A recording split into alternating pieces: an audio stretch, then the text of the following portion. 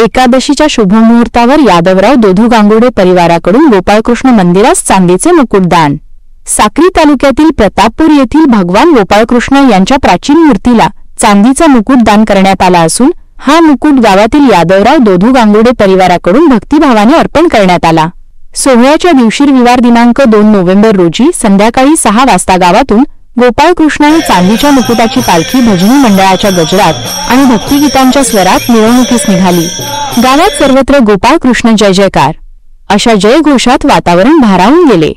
मंदिरात पोहोचल्यावर मुकुटाची विधिवत पूजा करून भगवान गोपाळकृष्ण यांच्या पवित्र मूर्तीवर चांदीचा मुकुट प्रतिष्ठापित करण्यात आला। या प्रसंगी ग्रामस्थ आणि भाविकांसाठी फराळाचे वाटप करण्यात आले।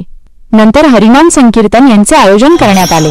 या मंगल सोहळ्यात प्रतापपूरसह काटवान परिसरातील अनेक गावांतील भाविकांनी कुटुंबासह हजेरी लावून भगवान गोपाळकृष्णाच्या दर्शनाचा लाभ घेतला। गावात सर्वत्र भक्तीचा उत्साह, आनंद आणि एकोपा याचे दर्शन घडले। या पवित्र कार्याचे दानदाते यादवराव दोधू गांगुर्डे, सुभाष दोधू गांगुर्डे आणि राजेंद्र दोधू गांगुर्डे या गांगुर्डे परिवाराचा विशेष सत्कार करण्यात आला। कार्यक्रमाच्या यशस्वीतेसाठी भजनी मंडळ, गोपाळकृष्ण मित्र मंडळ आणि प्रतापपूर ग्रामस्थांचे मोलाचे सहकार्य लाभले।